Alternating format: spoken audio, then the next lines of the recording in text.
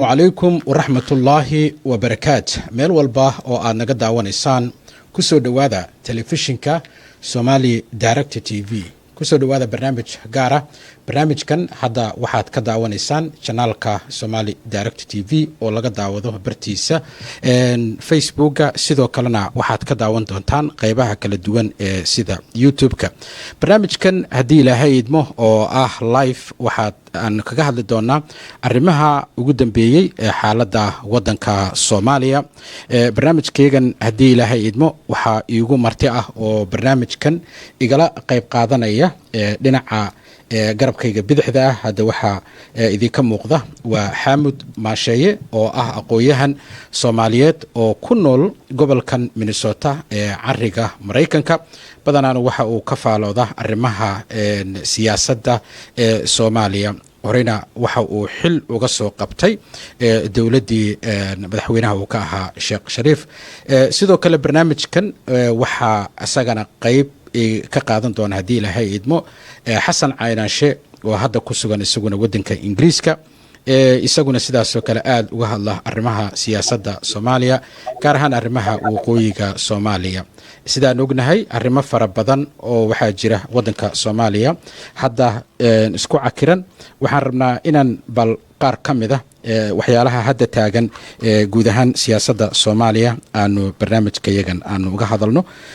waxa kale oo aan u fasixi doonaa qadka telefoonka dadka inay soo wacaan barnaamijkan oo ay aragtidooda ama fikirkooda nala wadaagaan marka ugu horeysa waxaan ku bilaabaynaa qodob aad u muhiima waxaan rabaa inaan ku soo dhaweeyo Xaamud iyo Caynashaba qodobkan ugu horeeyo aan rabnaa inaan ku bilowno waxa weeye arinta ka soo yeeraysa magaalada Muqdisho ee caasimadda wadanka Soomaaliya gaar ahaan arinta ku aadan qabuuraha Allah u naxariistay dad badan oo Soomaaliyeed ay ku aasan yihiin sida ay u maareysay dawladda Soomaaliya ayaa waxaan jeclahay bal marka ugu horeysa inaan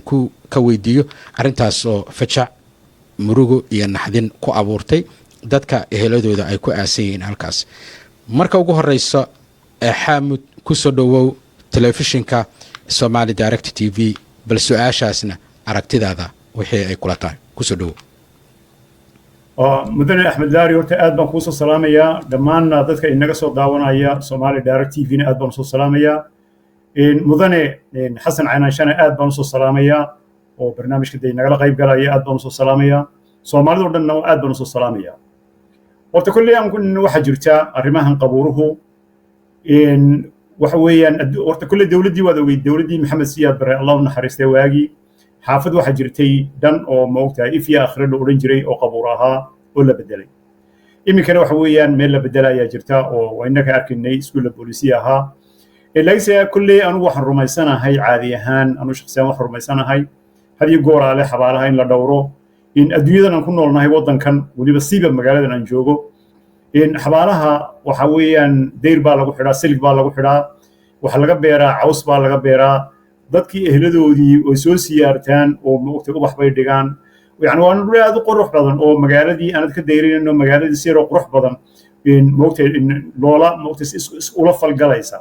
hadii ay dhacdo xitaa meelaha qaar kood arkaysa dariiqyada laga leexiyayba oo xabaalaha dartood looga leexiyay waad arkaysaa marka kulli aniga waxay la qurux badan mar kasta dadka dhintay way dadkana dad bay ka dhinteen waxa laga yaabaa dad waaweyn oo sumcad leh inay ku jiraan dad moogtay qaraabadoodii ay xaafadaha degan yihiin baa ku jirta إن قفكي كل وردي بيسا إن وقتين إن قبل كنتوا لقى صارت ميل قليل الجيو وقفك وحنا قلنا قف حدنا حسوسته مروجدي هراء يوم وقت قومية دي هراء حسوسته مركان وحنا نقول لها دي حبالو أي حمر الجيران أما مجال الصومالي أي جيران وحنا نقول لها سلك هلا وحده إن فلاور هلا جبيرو إن موقت هاي أوبح هلا جبيرو عوس هلا جبيرو هلا قرحيو مجالدنا هلوي كيسيو إن وأنا أرنادي هذا في عن واي وحويا حتى بقول سنة كدي تذكرني وحوي تاريخ إليين مركزين إن مركزين وحي هنجرين مرة أنت جاي مقالة بوسطن ما حنكو أركي حبالسها سوكلان كو أركي وها وإلى دور بقول سنة كو وذلك السيارين أيان وأنا ماشي مقالة إن موقتها بوركي مقالة أفتي سبويا وموقتها إن قفل بدي أو موقتها لوران كرين اللي بدري لكن لما بدرين وهذا تاريخي ده كان حمبارسين قف كستور انت ولا بريري تاريخ وحسية وحويان دتك لفتي جودا إن وحويان دتك ودي تاريخه ده القرآن وماشي هاي ديجان حتى ودتك مستقبل كفايسنا حتى الدجال الذي سكي يدعي هذا حجرين من الله أسسوها وحفيان حتى لفتي جيز قف ماشي الله أصيد إن ماشي الله شرفه أو تعالوا لوجا ديسون يعني تعالوا قوم يجيدوا دي كله الإسلام كسور جيدين لوجا سمايو سي حتى مستقبل كله وجاده دجال هذا سكي دي بتأليه ليس وحي دعاي هذين اسكا مسخنو هدي غور عليه هدو waxa dhacaysa qaladkiina ku celino marka aan kullay waxay la qurux badnaayeen kuwa dhacday ba in moogtay dadka halkooda loo daayo in hab qurux badan loo sameeyo kale waxa weey navy go kale dhulka Soomaalidu waa dhul wada banaan weey sidoo dhigay waa dhul banaan oo Soomaalidu aad u yirihiin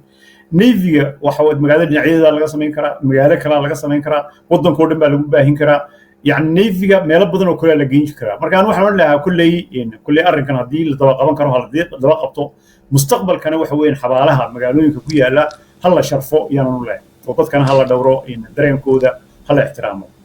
أدبدو ما هتسنتهاي وحان ربع سؤال لمذا إنا ويدي حسن عيناشي حسنو كما هذا الشيء أرمها سياسة سوماليا كلية لكن سيدا سوكالي طبعا وحا تكتي ودنكا gaar ahaan magaalada caasimadda ee Muqdisho waxaana dabcan aad xogogaal aad u ahayd doorashooyinkii ugu dambeeyay ee wadanka ka dhacayay iyo xaaladoodu siday ahayd magaalada caasimadda muddo soo joogtay arintana hadda meesha ay ka dhacday waa magaalada Muqdisho waxaan rabaa inaad bal qodobka adoo ka hadlaya xabaalaha siday u maareysay dawladda adigu naftigaaga fakarkaaga ku soo dhow لا مركز رواندس يو وزيرك ما شيء عاد باندين سلامي مركز رأي دتك دقيستياش كحرن راديوغا كحرن با حبالو هرت ده وين قودا جران إن دتك مقدسة شو تروي جران يان وبوركي ودوادة ودحية ماشي دتك اللي قلت هوجني يو حردي مارينا ده يو ماشي أكاديمية البوليس كلنا عكلك سوتش ده حاجة كلام قيبتي فردها iyo ciidamada cirka oo dhinaca xagga airportka horta waa buurkaas weeye marka hore waxaan maqlayay wadaadadii ka hadlayay ee xalaaleynayay iyo wasiiradii dad fara badan oo leh markii la qaxayay baa dadka lagu aasay horta dadka la toogtaa lagu aas jiray marka hore waxaan garanayaa caruuro gaari la qalimay booliiska caruurihiisana in lagu aas jiray saraakiisha booliiska aas jiray waa 1972 ka xagga aan uma garanayo laakiin dadkii la toogtay in caynaasho guuleed iyo waxa la sheegay in xagga lagu aasay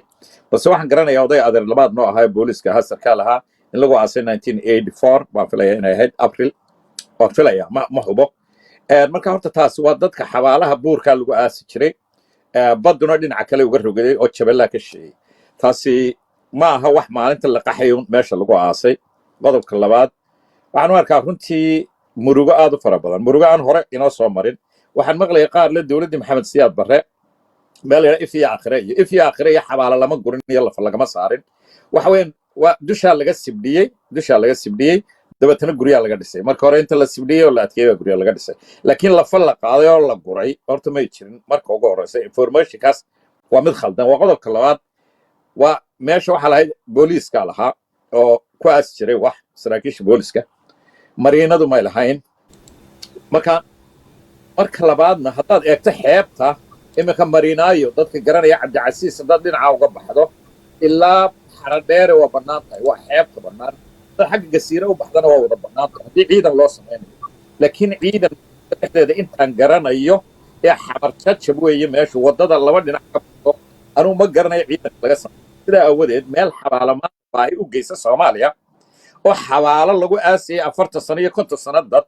ما أنت وجيني سجران ما حالة داس sida ku timi iyadoo dhulkuba wada banaayay maanta baahida u geysay ba arrinka labaad dadka waqtiga la siiyay iyo wadaadada loo soo kaxaystay ee fasaxay ee loogu sheegay shalay in dadka lagu guray markii la qaxayay qodobka saddexaad ummadda cashuur yani dadaan karaynba inay maanta 300 ku tagto 200 ku tagto halku ku aasay waa lacag kuwii fadhiyay waa lacag cashuurtii dawladda hoose yani in ilaa inta halka lala gaaro oo maanta bacal lagu gurto oo xamar jajabiya waa beri lala dhex maro lafo xamar ومعجسين أيضاً هراء وعرق إمانتين أقول رئيسه ما قرن كرو قاب كيف فكرين إيمان حلقة لو آسيا دت كلجمي يبين شرين دي دولة دا بروفايل جرين شتى أود بتنا حوالا والجو آسيا شري حفارين تا دت كان قدان كراينين أيوم بوحير سين شرين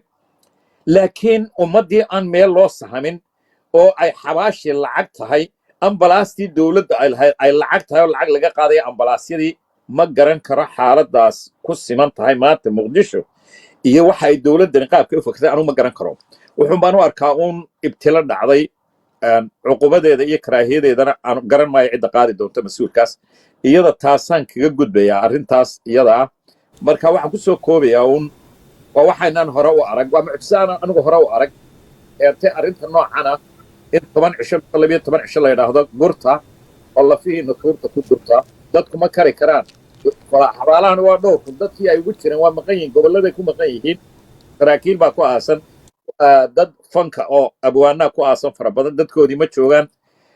sida la odhan doono ma garanaya xabaalahaas iyo lafaha iyo meeshay geyn doonaan laakiin mushkiladdu waxa way xitaa dhulkii lagu aasi lahaa may dadka u geynin ama odhan halkaa ku aasta umay gurin iban lacag baa dul saaran dadka aanay kari karinba marka xaaladaas waayahay intaanan isla qodobkaasi ka bixin labadiinaba waxaad ka hadashaan arrimaha siyaasadda soomaaliya waxaa la yidhi waxay qaadatay nidaam federaali ah sidaan ognahay hadda tusaale ahaan waddamadan aanu joogno oo kale dowladdu marka ay tahay ama mid dhexe ama mid federaalaba ciidamada ama noqdaan badda ama booliiskeeda ee waddanka oo dhan wuu ku firirsan yahay saldhigyay ku leeyihiin ee aragtidiinna ku aadan xaamid anigoo ku bilaabaya in dowladdan hadda joogta ama sideedaba waxay dhisayso hadday tahay xarun tababar ama meel loo dhisayo ciidan Soomaaliyeed oo la rabo waddanka oo dhan inay ciidan u noqdaan maxaa sababaya marka ugu horeysa kaliya inay magaalada Muqdisho saldhig looga dhiso gaar ahaan halkan naftigeeda markaanu ka hadlanay leeyahay ciidamada cirka loo dhisaya waddanka ballaaran ee wada badda ah maxaa dowladda federaalka ay uga dhisi weyday xeryaha ciidamada badda ee la sheegay xaamid bil ku soo dhaw aragtidaada arrinkaas horta kulley arrimahani waxay ka soo bilaabmeen carta waagii carta waxaa lagu heshiiyey shirkii carta waan joogay 3 bilood baan joogay waxaa lagu heshiiyey in la soo celiyo 18 gobol oo markaa la lahaa autonomous ha noqdaan yani xorriyad gaar ah haystaan oo dowladda dhexe hoos yimaadiin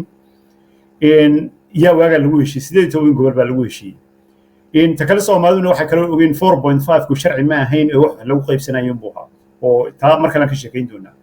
ليس وحوي شركي إمبجاتي وحوي دولة ده مركا بدكي جوبي محوها عرطة وحيا هاين بدكي ريت كهوا هاين civil society بها هاين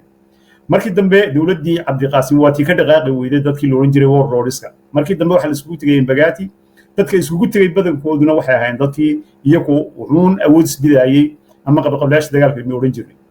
طبعا مركا يكا مركا قري واجا كونستيوشن كان دمبه قري إن سيدونها لو قرأ وكل فدرال كوادي داعد لجيه هاي وحرمة حما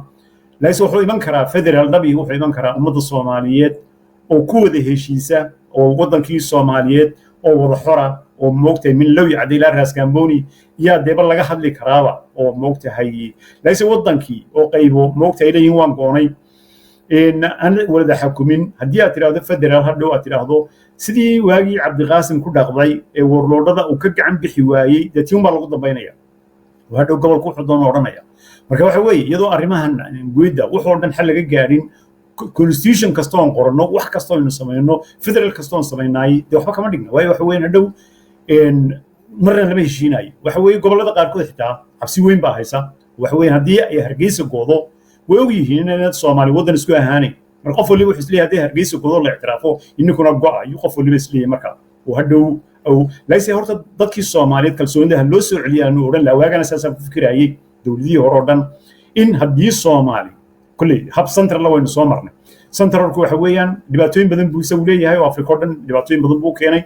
in faa'iidooyin badan uu leeyahay oo yani waxa weeyaan dawlad aan ma ogtahay awoodda dhexe ayna awood lahayn wadan ma aha wadankaasi waa wadan kala tagaya weey awoodda way leedahay dawladda dhexe waa inay leedahay gobolladuna waa inay leeyihiin muxuu ahaa maamulo gaar ah leeyihiin oo ismaamulaan oo daaqiliya oo dadkuna dooranaya governorka ma aha madaxweynena waa qalad waayo waxa weyn dadkani waa governors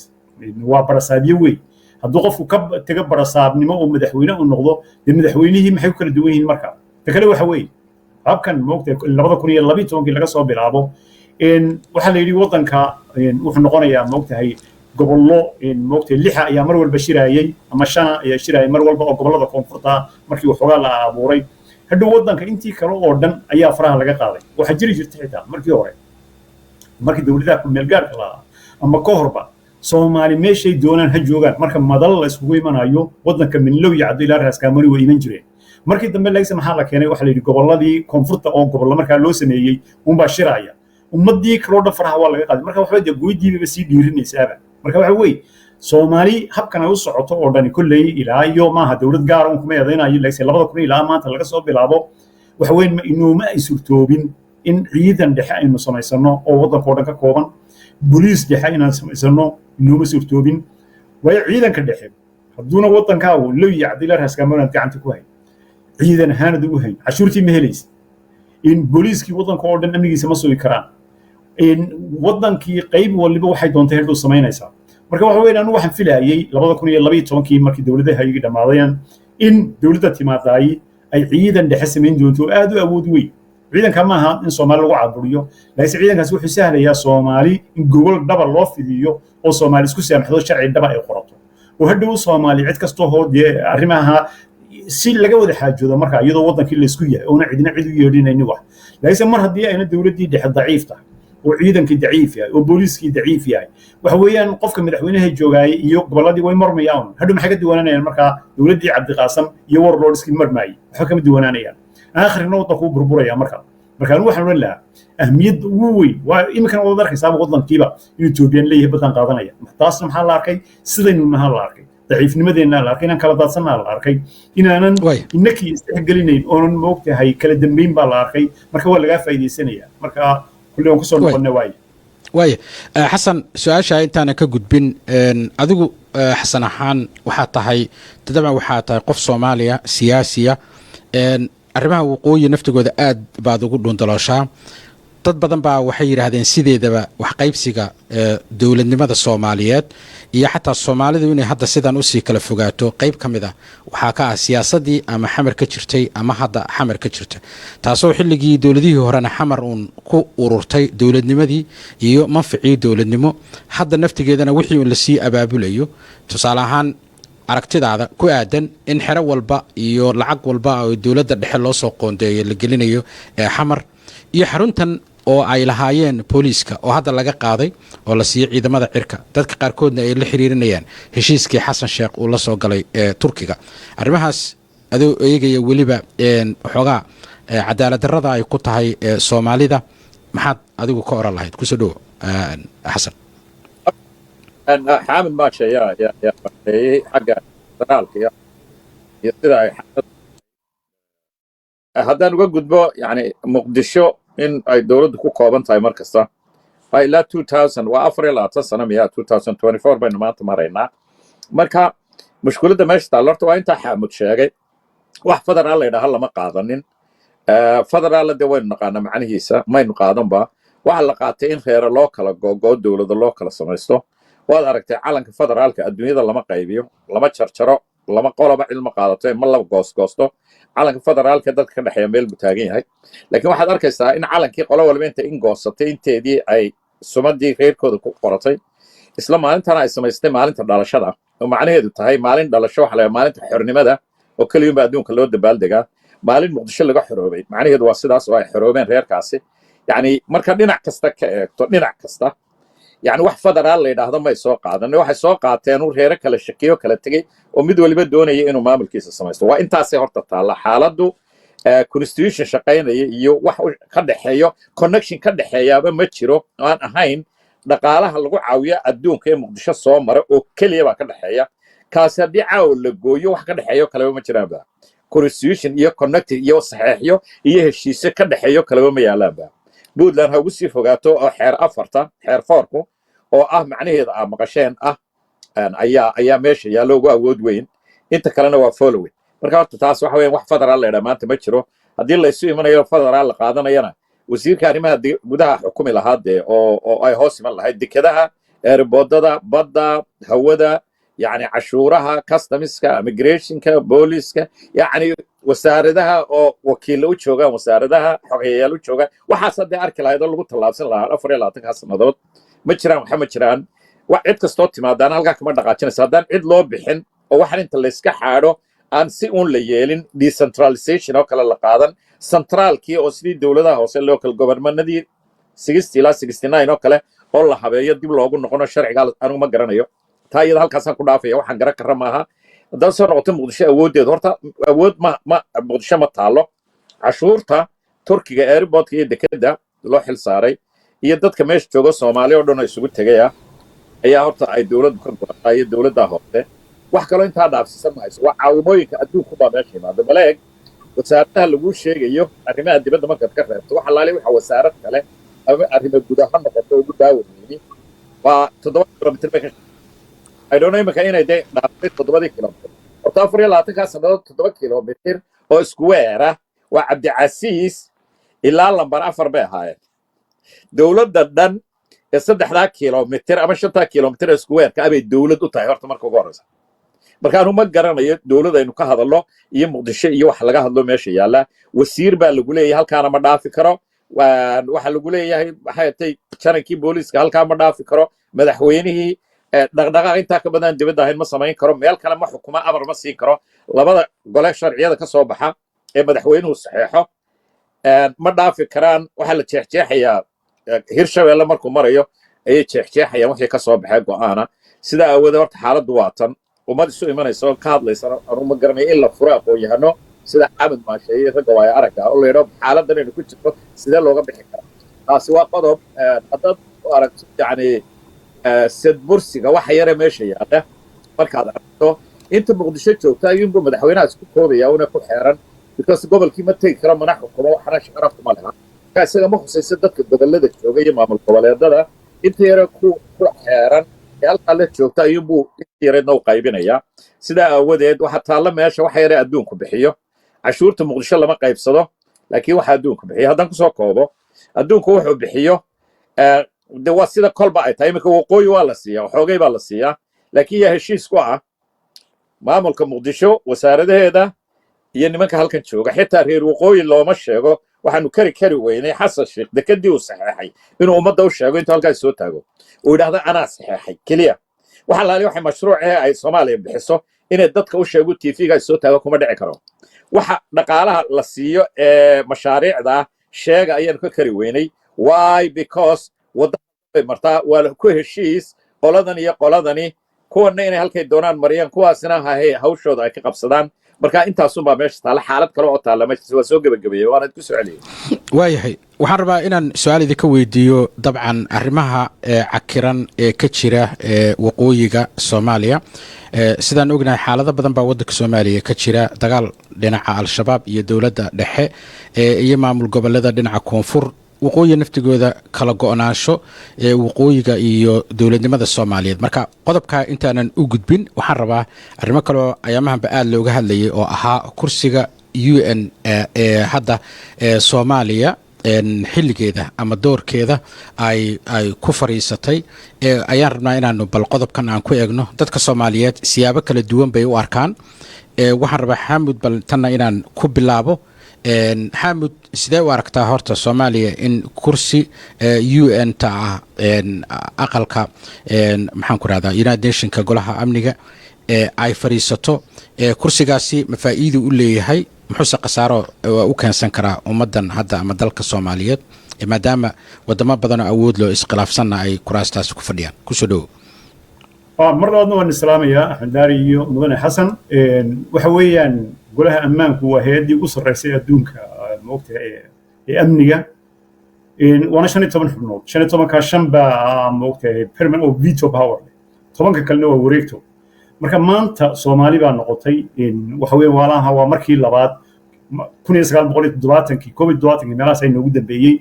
laakiin waa xubin aad iyo aad u weyn way maanta hadii la hor keeno Soomaaliya kala daadsan hadii maanta la hor keeno xaalkeeda jimciyadda qurumaha ka dhaxaysa innakiiba markaa cod kule oo moogtahay meeshii una leena muxuu ahaa in faradhoobni ama accessna u yeelanayna wadanadii waaweyn laftigooda wax kasta oo laga doodayo waa la keenayaa oo la soo marinaya xitaa Ethiopia hadday wax geyso waa meeshii la soo marinayay haddii maanta arrimaha Ethiopia ay inagu samaynayso kale wax way Soomaaliya ku jooga oo moogtahay ku masilaya oo moogtahay ka hadlaya arrinkii marka horta waa meel darajo aad iyo aad u sarreysa Soomaalidu inay moodin meel ciyaar ayna moodin waa yani qarannimadeena jiritaankeena iyo xitaa adduunka kaleba inaad moogtahay ku yeelato muxuu ahaa raad ku yeelato ayay aad iyo aad uga turjumaysaa waana dee mansab aad iyo aad u sarreeya oo Soomaali gaadhay runtii anigu waxaan u arkaa ilaa imika 2012 waa meeshii ugu sarreysay Soomaali gaadhay wey haddii aad heerkaa gaadhayna inkastoo dee kala daadsan oo si kasta kala nahay haddana adduunka kale wuxuu ku sumcad weyn bay dee Soomaali u soo hoynaysaa way meesha taagan tahay oo adigii adduunkiiba lagala tashanayo maanta haddii ay meel nabad darro ka dhacdo Soomaalidii baa ku jirto ka hadlaysa adduunkii kala arkayo waddan Soomaaliya la yiraahdo in meeshii ka hadlaya marka horta sumcad ahaan aad iyo aad bay noogu fiican tahay laakiin sumcadda heerkaa aynu gaadhnay innakii markaa dabtii ma kaga rumayn karnaa waddankeennii gudihiisii wey su-aashu noqonaysaa laakiin heerkaasi anugu aad iyo aad baan u taageersanahay in Soomaali ay xubin ka mid noqoto amniga waana muhiim oo aad iyo aad muhiim u tahay waa very important waa hadalka ma joogo ka baxay waayo xasan waxaan ognahay waa dhaweyd markii dhibaatadan ilaahay ha ka dulqaadee falastiiniyiinta haysata waxaanu arkaynay marar badan UN-ta oo ka doodaysa iyo Maraykanka oo mar walba ka soo horjeesanaya go'aamada ay isku raacayeen xubnaha kale ee markaa fadhiyo ama Ingiriiska mar walba ku garab ahaa ama kula socday arrimahaas Soomaaliya waa ogtahay xaaladda hadda ka jirta wadamo badan oo shisheeye oo Maraykanka koow ka yahay Ingiriiska wadamo badan oo Carabta oo qaarkood siyaasad ahaan aad isu khilaafsan ayaa dhammaantood waxay dana ka leeyihiin tusaale ahaan waxa ka soo baxaya golaha amniga ee UN-ta haddaad fikirkaaga fiirisid Soomaaliyana xaaladdeeda haddaad ogtahay kursigan ceeb miyuu u keensan doonaa miyaa la oran doonaa qola wax u ballan qaadayo si xun bay u voodgareeyeen maxay kula tahay kursigan dhibaato ma u keensan doonaa Soomaaliya ma ka faa'iideysan kartaa iyadoo naftigeeda ma u noqon karaa fure mustaqbalka ee Soomaaliya bismillah horta kursigan dee berigii hore aan ku fadhiyay in Caabi Faarax ku fadhiyay aqoontiisa wad garanaysa Axmed arrimahan u soo jeednay xagga Afrika waliba Afrika guulaha inuu soo jeednay waxa ka mid ahaa tii Ingiriiska oo ku ganaxay South Africa ku ka iibsay oo kale halgankii ahaa South Africa iyo dawladaha la haysto Zimbabwe ay ka mid ahayd yani magac weyn bayn soo hoynay oo aynu adduunka ku soo hoynay ninkaasi dibeen oo qofka la geeyay horta ku xidhantay kursigani qofka geysatay ku xidhantay ama ceeb ku soo jeedi kara ama sharaf ku soo jeedi kara marka hoobku intuu la eg yahay qofka halka la geynayo ninka maanta imika UN-ta fadhiya oo kale UN-ta fadhiya yani waa nin u qalma haddii la geynayo oo ninkaasoo kale shakhsi professional ah oo cilmigeeda leh xaamid maasheeyo kale arrimaha dibadda aqoon buu leeyahay yani qof fahmi kara adduunkan iyo siduu u shaqeeyo siduu u kala shaqaysto iyo siduu u wada shaqaysto qof fahmi karaya iyo siyaasad ahaan siduu isugu xidhan yahay iyo siduu u kala xidhan yahay intaa qof fahmi karaya horta oo foreign policy-ga aad u yaqaana inbaa horta arrinkan ka bixi kara laakiin su-aasha isweydiinta leh yaas ceeb uu soo jeedi karaa weliba magaxumo weyn buu soo jeedi karaa iyo awood darro Soomaaliya u soo jeedi karaa aan imika qabin oo hoob Soomaaliya ay leedahay wuxuu soo jeedi karaa haddii maanta sida loo magacaabo wax ee aan uga baranay maanta Xasan Sheekh jooga ayaan filayaa inuu magacaabi doono sida wax loo magacaabo iyo dadka la magacaabayo arrimihii dibadda arkaysaa ku qoys qaado kuwii arrimaha gudaha arkaysaa waxaad arkaysaa waxa la leeyahay wixii wasaarad professional maanta loo baahnaa ayaad arkaysaa qorshayntii qaranka aad arkaysaa maaliyad meel walba eeg marka anigu waxaan arkaa hadday sidan tahay safiirada daawanaysa safiirada yani waxaan halkan ka hadli karaya maaha safiirada la magacaabayo iyo waxa lagu magacaabayo weyga loo magacaabayo marka meesha ay ka liidato meeshii berigii horena dawladda Soomaaliya dhistay waxa ahayd raggii professionalka ahaa ee public relationka bartay diplomatka ahaa baa la geeyay waa wada garanaysaa safiiradii wada Ingiriiska badi ka soo qalin jabiyay waa wada garanayaan nimankani haddii ay Cumar Carteed haddii ay tahay Cabdiraxmaan Tuur haddii ay tahay Qayb haddii ay tahay ninkii baalkii la oran jiray yacni Axmed Kaysi ka soo qaad reer waqooyiga ugu badnaa si inta ka soo qaadi karto meelaha Ingiriiska laga hadlo marka waxaan kaga baxayaa ceebtu waxay ka iman kartaa qofka la geeyo ee maanta expected aynu wax ka filayno oo aanan ka rajaynaynin dawladda maanta joogta inay geyn doonto qofkii loo baahnaa wax ka qaban lahaa haddii la geeyo kaasna wax badan buu uga qaban karaa dalka Soomaaliyeed oo ka riixi karaa ama u soo riixi karaa oo idinku soo celiyay waayahay waxaan u gudbiyaa qaybta kale waxaan rabaa inaan arrimo kale oo aad muhiima aan kaga hadalno oo dabcan qusaysa ee waddanka Soomaaliya iyo guud ahaan waddanka Soomaaliya iyo weliba waddanka aan dariska dhahay ee Ethiopia gaar ahaan damaca Ethiopia in ay ka hesho bad badda soomaaliya gaar ahaan gobolada waqooyiga labadiinaba dabcan waxa weeyaan qofkii raba ayaa bilaabi kara su-aashan waxay ku aadan tahay xagay hadda taagan tahay arrimihii ama damacii etoobiya iyo heshiiskii uu muuse biixi uu la saxiixday ay isfahanka ahaa arrintaasi waxaan arkaynay sanadkan xaflad weyn in xukuumadda hadda joogta ee somalilan ay ku qabatay magaalada Addis Ababa saxaafaddana waxaa aad loo hadalhayaa in somalilan ay kaga bedelatay lughaya aqoonsi bal ku soo dhowaada labadiina qofkii raba inuu bilaababa insha allah ku soo dhowaada arrintaasaan rabaa inaan mudan xasan noo bilow horta aan soo gaabiyaba wayn la wada socday kolay waran badan wayn loo abiy xaaladiisa uu ku sugan yahayna waynu ognahay xaaladda hargeysa ku sugantahayna waynu ognahay horta turkigii badda mas-uuliyadda laga saaray waxay doonayeen badday ahayd ilaa maanta ma hayno heshiiskii baarlamaankana lama keenin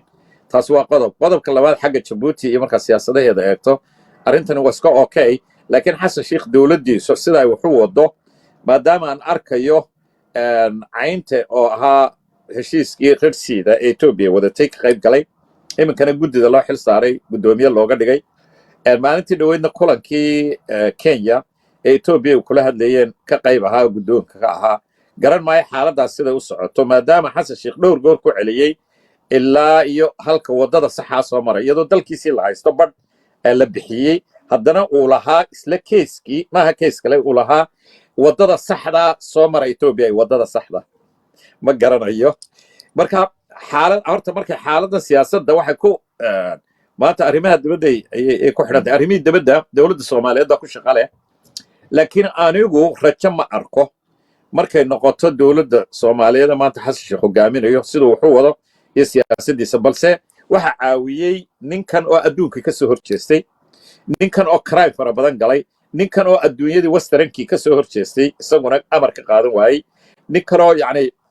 xadhig lama sitaan ka noqday xaggaas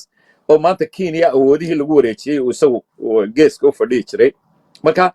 isaga ayay arrintu ku xidhan tahay iyo dagaaladan ku socda laakiin awood kale oo dowladdii soomaaliyeed iyo siyaasad ay ku riixaysaa maanta ma aragno balse wuxuumaan ogahay in imaaraadka iyo faransiisku hawsha la wadaan balse meel ay ku dambayn doonto garan maayo in badanna waa lagala taliyey intaan ka arkay anigu oo laleeyahay ha isku furin dagaal soomaaliya ah ha israacinin oo ha midaynin lagula taliyey dowlado badan intaan ka arkayo oo ilaa ingiriisku ku jiro leeyihiin ha israacinin dadkan oo ha soo gelin oo ciidan ha soo gelinin arrintaana ilaa iyo dowlad baa jirta maanta gadar oo wada hadal u bilowday garan maayo wuxuu ku dambayn doono laakiin kolleyba arrintaas anigu kuma kalsooni dowladda xasan sheikh tallaabaday qaadi doonto waa idinku soo celiyey waayahay isla su-aashii xaamid dabcan arrintaasi waa waxyaalaha kolley aad ula socoteed aadna waad uga hadashaa adoo ka bilaabaya bal heshiiskaas wax shaqayn doona inuu noqday ama yahay fakarkaaga dhinaca etoobiya somalilan iyo xasan sheekh xasan waa ka hadlay sida uu arrintan u maareeyey kusoo dhowo mudane horta xasan canaashe aad buu mahadsan yahay mudane laari adna waad mahadsan tahay arrintan horta waxaan ka bilaabayaa MOU-gu marka ugu horeysaba wax sharciya maaha oo dowladda Soomaaliyeed iyo baarlamaankii Soomaaliyeedba waxay yiraahdeen waxba kama jiraan takale waxa weeye Muuse Biixi waxa uu la saxiixday abi waxba kama jiraan waxa weeye de wadan maaha la ictiraafsan yahay heshiisyadana waxa wada galaa wadana la ictiraafsan yahay isagu waxa weeyaan adduunka oo dhan uu ictiraafsan yahay inay Hargeysa tahay qayb kamida ama waqooyigu yahay qayb kamida Soomaaliya marka horeba waxana uu saxiixay waxba kama jiraan laakiin waxa weeye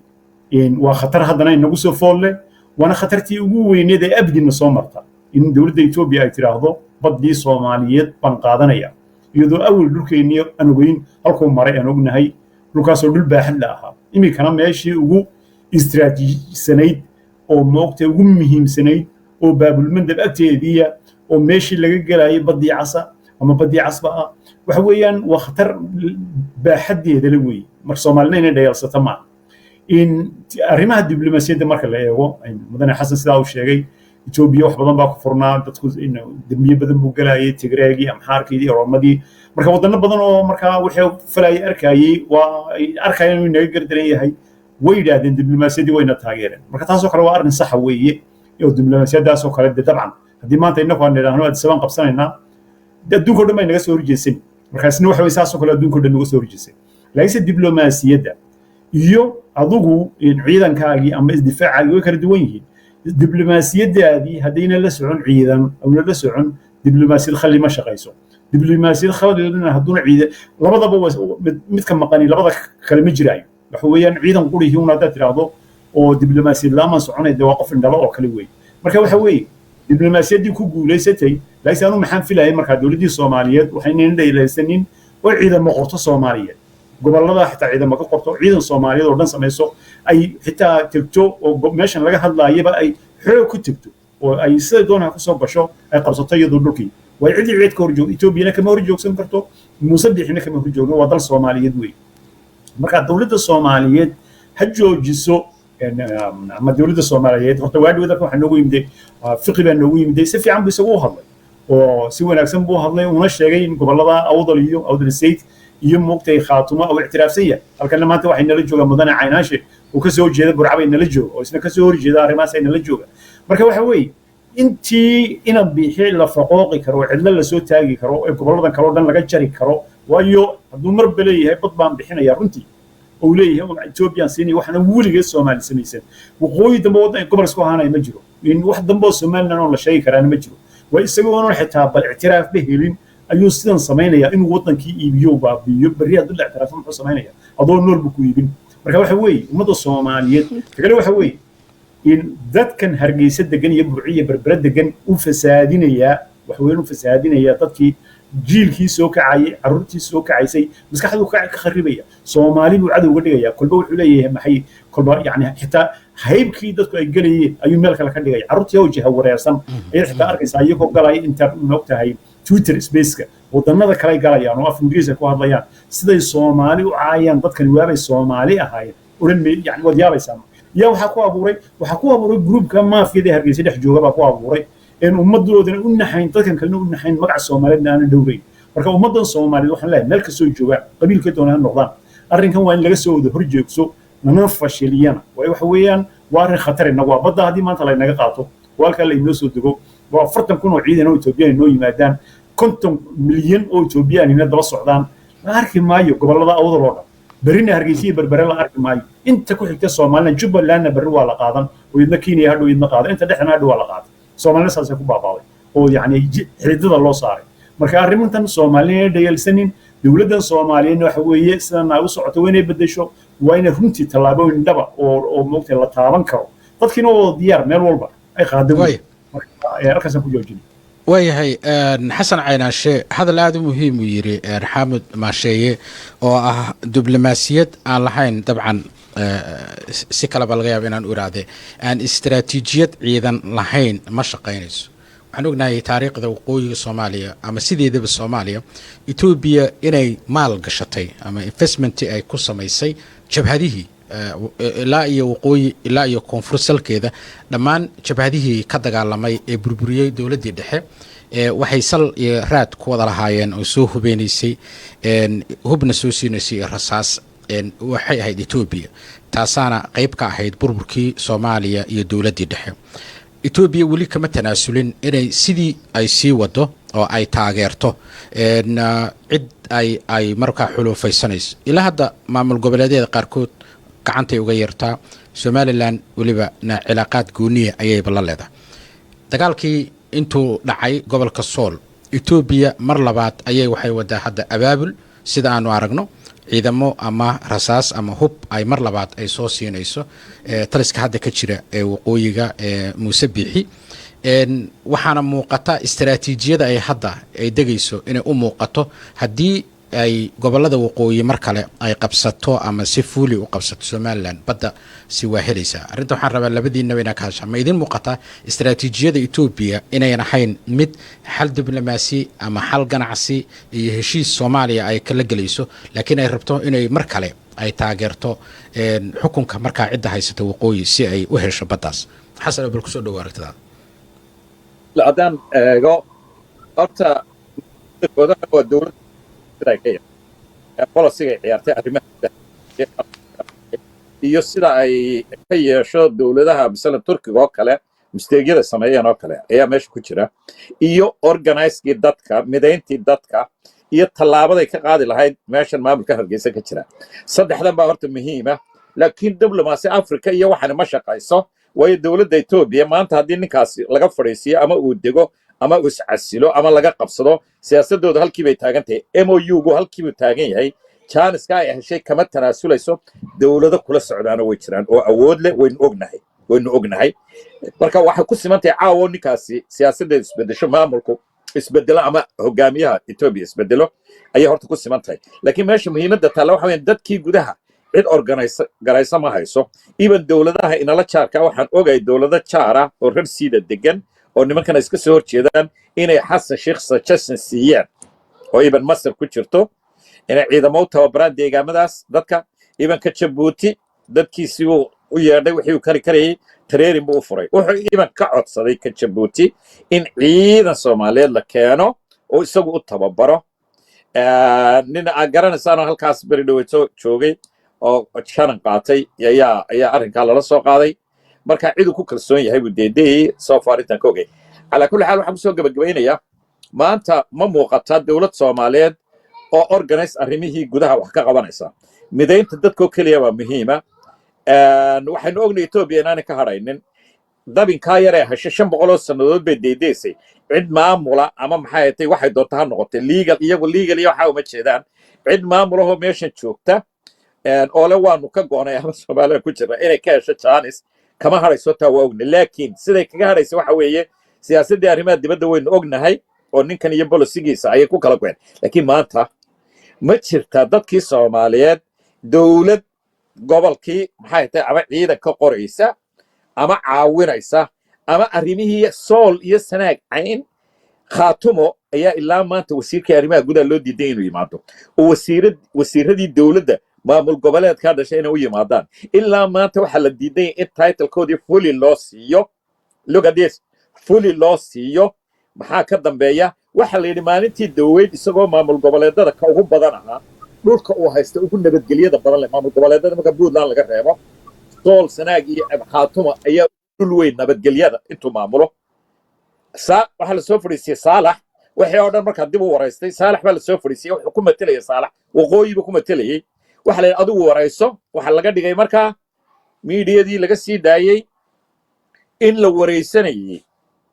madaxweyne Firdiyel wareysi Saalax uu ku jira la yeelanayeen maamul goboleedada lagadis wax fara badan markaad eegayso sida loo hayo ee xitaa la isugu hayo ayaad arkaysaa inaanay meeshan arrinta dowladda Soomaaliyeed daacad ka ahayn marka in dadku u tashado mooyaane Soomaaliya isku tashato fadhiga laga kaco oo sidii la isugu difaaciyo iyo iban anu waxaan ku taliyay oo qolada reer awda kula taliyay in exile government kana sameeyaan berigi waayo wala aqoonsay exile government dowladahan aynu isla garanayno support way siin karaan ciidamo inay u tababaraan dad inay hub siiyaan way sameyn karaan marka maamulkaas oo kale in lagu dhawaaqo maadaama dowladdu ku dhicilaaday inay maamul awdala ku dhawaaqdo inay yimaadaan inay ciidan u qoraan iban kuwii iban dowladdu loo diray Eritrea iyo kuwii kale inay keenaan oo ay hub soo siiyaan hubkeesha keenaan si waa wada banaantay cid ku taaba jirto lugaya marka waxaan oo dhan aragto bolisiga dowladdan Xasan Sheikh ma aha mid difaacaysa dalkan mid lagu haleyn kara maaha mid la isku haleyn kara maaha mid maxay tahay lagu sii eegan kara maaha anigu waa sidaan aaminsanay hadalkii oo kale way ku soo celiyay waayahay mudane xaamud marka aad fiiriso tilaabooyinka ay Ethiopia qaaday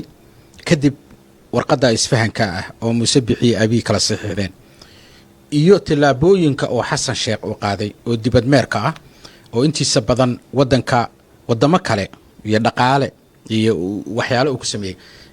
aad bay u kala duwan yihiin Ethiopia waxay ahayd kelmadii Ingiriiska walk the walk يعني فعل ayay muujisay sida aad sheegaysay istiraatiijiyad military ayay la timid oo taageero inay taageerto mar kale goonigoostada nidaamkan ah ee waqooyi ka jira laakiin dawladda Xasan Sheikh wax ciidan ma geysan ciidamadii ka jiray oo dhulka joogay calankii Soomaaliyeed watay hadda deegaanka SSC meelo ka jira ma taageero siyaasad ahaan uma taageerin awdal state Xasan Caynaashe naftigiisu xamarna wuu joogay diyaar bay u yihiin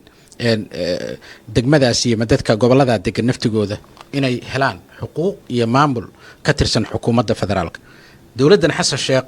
ma kula tahay qayb inayba ka tahay kala go'a soomaaliya maxaa sidan ugu jira maxamed horta midaan ku idhaahdo mudane axmed daari marka laga soo bilaabo january kowdeedii waxyaalo badan oon dowladda ku dhaliilayay yaan aad hoos ugu dhigay sababta maxay tahay waxaan ugu dhigay waxa weeye anoo qaladaad badan arkaya haddana waxaan goostay in waxyaalo badan aan hoos u dhigo ama hoos aan uga hadlo oo haddii aan dhaliilayana iyaga toos aan ugu sheego waayo sababta maxay tahay waxa weeyaan cadow baa kugu soo socda cadowgaa kugu soo socdona khilaaf kastoo dhexdaada wuu ka faa'iidaysanaya oo daldalooladaadii buu arkaya marka maanta waxa weeye soomaali hadalkaa waa dee mudane xasan uu leeyahay maogtahay arrintan ciidamada waa run adduunku wuu arkayaa haddii ana wadankii unan muxuu ahaa wadannada weliba waaweyn maogtahay dee soomaaliya saaxiib la saa dee wadano badan oo barigaa dhex ah way arkayaan muxuu ahaa in arrinkani soomaali khatar uu ku yahay arrinkani maaha soomaali un khatar kuma aha wuxuu khatar ku yahay wadannada carabta oo dhan iyo wadannada muslimiinta oo dhan iyo wadannada ereyada ka soo dhowo oo dhan buu khatar ku yahay waayo waxa weeye qofka halkaa fadhiistaay baddii casayd iyo indonesiankiiba isaga iga xukuma marka waxa weeye iyadoo maanta la arkaayo waxaa ka dhacaya bariga dhexe la arkaayo oo haddana halkan maogtahay xabashigii leeyahay waan ku soo weerarayaa waan ku qabsanayaa berri maxaa iman doona waxaa iman doona dagaallo waaweyn baa iman doona waxa weeyaan in wax ku yeelanayaan raadi waaweyn ba ku yeelanayaan waxa weeyaan ummaddii soomaaliyeed oo dhan baa baaba'aysoo la arkaya wadannadii kale ku dhow baa hadda khatar la gelinaya marka waxa weeye innagoo og ethoobiyan magacan laftigiisu afrika oo dhan baa ethoobiya la odhan jiray waa qofkii wejiga madooba abasinia inagu soo fiday oo moogtay dhulkii aroomadii soo qabsatay muxuu ahaa soomaalidii soo qabsatay sidaamo canfar soo qabsatay iminkana moogtahay waxa weeye iyadii oo nooc kale ah ayaa rabta inay baddii qaadato badda markay qaadato maxaa ku xiga jabuuti qaadanaysaa markaa jabuuti markay qaadato maxaa ku xiga ilaa dhulka canfarta oo dhan ay qaadato waxaa ku xiga casab inay qaadato oo dabeetana eritrea saa ku qaadato soomaali oo dhan geeskii afrika oo dhan waa qorshe aad u ballaaran oo really khatara wey marka iminka waxa weeye dowladda soomaaliyeed sidaa aan leedihiin waa nigu raacay mudane xasan yidhi waan ku raacsanahay waxa weeye dambas waa sidaan lahay waa isku mid baan nahay in haddii ciidan la qori waayo oo moogtahay ciidan gobolladan loo samayn waayo soomaalida kalena loo ogolaan waayo inay taageeraan waxtaasdaa ka dhawaajiyo kale ciidamadii eritrea 5,000 baa halkan la keeni waayo oo tababaradaa dadka la tababaraayo oo ila waxan waa waddankaagii cidna kama barwayeysid security councilkaad ka mid noqotay halkii ugu sarreysaad joogtaa cid ku odhan karta maxaad u tegtay maanta ku odhan karta dowladda soomaaliyeed low yacdo u tegtay ma jirto maxaad u tegtay ceel sheekh maxaad u tegtay halkan u tegtay maxaad laas qoray u tegtay maxaad laas qof ku odhan kara adduunka ma jiro waayo waddankaagii laakiin mid baa jirta بريهان دمبه مدن muxuu fiqina uu ka dhawaajiyay wasiirka kharijiga halka noogu yimiday wuxuu yiri anu waan taageersanahay buu gobolada iyo in moogtahay in laga difaaco cadawga ku soo socda marka anu kelmadiisaas aanu qaadanaya inay kelmadii marka dawladda tahay hadhow hadii la hirgelin waayo arrinka hadda kulli waynu arki doonaa laakiin imika ballankii uu naga tagay waxa weeye in gobolada SSC iyo moogtahay cidii kale marka hadii ay gobolada kala soo raacaan laaburciye area soo dhan iyo gobolada awdal iyo uu taageeri doono iyo cidii kale rabtaba inay waxaan ka hortagto kana go'dan nidaamkan oo runaantii wax loogu bajiraayo ma jiraba qof kule moogtay Soomaaliya baabinaya takale waxa weeye dadkan laftigiisa wadanadani hadhow ilaa Soomaaliya kulli waxyaalo badan baa ka dhiman wadanada diblomaasiyadda inagu taageeray iyo kale laftigoodu ciidan way noo qori karaan isla halka dadku degan yahay ayaa la xoojin karaa maanta waxa weeyaan gobolada laascaanood oo kale laascaanood laftigeeda xarunta ugu weyn ee ciidan Soomaaliya lagu tababaraa laga sameyn karaa akademiyada ugu weyn ee Ismaaciil Mira loo bixiyo wax kasta laga sameyn karaa Soomaaliya dhan baa lagu tababari karaa marka waxa weeyaan arrinkeenu inaanan moodin inuu moogtahay inuu hoos aan leeyno celinin oo moogtahay wax loo yacdilaan askamboni waa dhulkeenii weey difaaciisana wax weey Soomaaliya qabiilkeeduna aadaan inay ka qayb galaan weey ciidamada la abuurayo haddii xitaa dawladdu hadhow sameyn weydo oo sidaa mudane xasan ballamadii la qaaday ay fulin weydo marka innaka bil gudaheed wax waajib inagu noqonaa intoo dib iskugu nimaadno aynu markaa adduunka kale dayna kula xaajoonno oo ninaahna moogta gobolada nala difaaca waayo waxa weeyaan adduunku u arkaa moogta Soomaaliya inay halis ku jirto dawladda Soomaaliyeed bayna hormood inay ka noqoto ay tahay iyadayna sharaf u tahay dawladda Soomaaliyeed haddii maanta ay difaacdo muxuu ahaa kalena waxaan ku darayaa arrinkani baddu waa arrin soo socday muddo dheer ilaa 1930 soo socday muddo dheer mar waxaa hakiyey dagaalkii dunida labaad mar waxaa hakiyey talyaanigii etoobiya qabsaday markii dambena xorriyadii aan qaadanay laakiinse ilaa 56 buu socday in saylac lagu daro eriyada etoobiya lagu daro markii dambe xitaa markii eritrea federaalka lagala dhigay etoobiya taa laftigeedu ay casab heleen iyo ka jeesteen laakiinse waxaan wuxuu ahaa qorshe u qarsoon maxaa soo shaaciyey markii gruubkii ay la heshiiyeen waxaanan qabaa in dowladdii Mengistu inay kula soo heshiisay gruubada nimanka Hargeysa xukuma arrinka laftigiisa waxaan wax qarsoon ahaa laakiin arrinkii maxaa soo saaray iminka markii gooja cadde hubkii Soomaaliyeed ee gruubkii gooni goosafku gacanta lagaga dhigay ee la arkay inay daciifeen oo inay waxba socon karin iyo la arkay qorshihii qarsoonaana inuu soconaynin marka waa kan keentay waxa la dejiyo oo dibitaan la yiraahdo dhulka waa cadaan ba u soo baxda marka laakiin arrinka gooja cadde baa arrinkan khashifay waayo waxa qurunkii dibadda loo soo saaray waynu wada aragnaa qurunka dambeeyay marka Soomaalidu dhani waxa weeye xitaa dawladda Soomaalidu waynu sugeynaa ballanka ay noo qaadeen bil ilaa loo bilood waynu sugeynaa ilaa bil iyo badh laakiin kadib markaa aragayna ku noo walayo waan ka baxay waya waxaan rabaa su'aalo gaar ah inaan weydiiyo xasan kulli waa dhowr su'aalo laakiin bal mid baan rabaa marka hore inaan ku bilaabo dabcan waqooyiga dhinacan deegaanaadkan hadda SSC qaatumo magaca waa la isku daray marna SSC waxaa madax ka ahaa ninkii la oran jiray xagla toosiye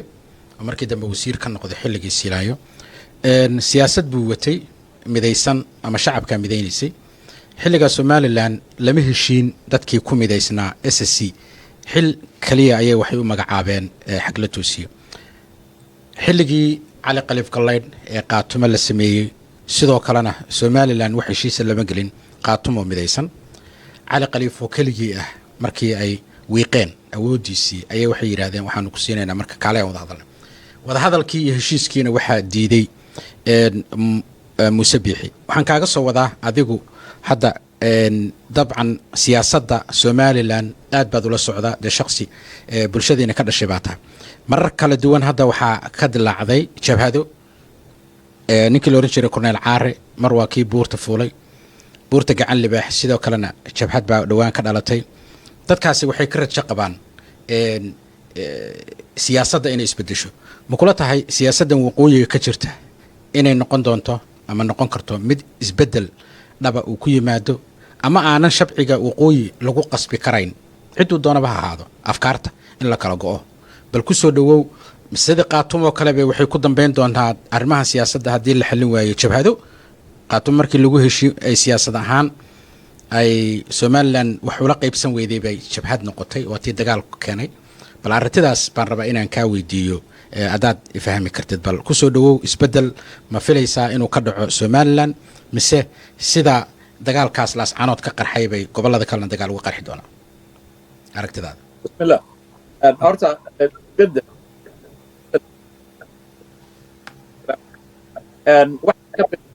wax ka bedelaya horta ma jiro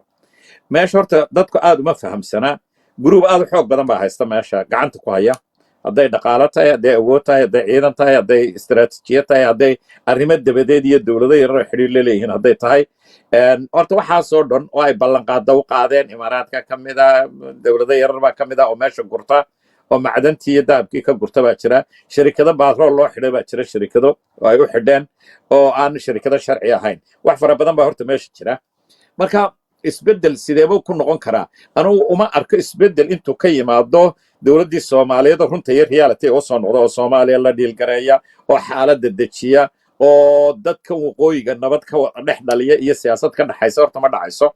oo inta sool iyo sanaag iyo la tago sanaag bari iyo loo dhanayo inagoo reer waqooyi ah taasi horta wax dhici karaya ma aha isbedelku wuxuu haddii uu ka imanayo goboladan ay SNM degan tahay reer awdal ma garan karo xaaladda ma qiyaasi karo maanta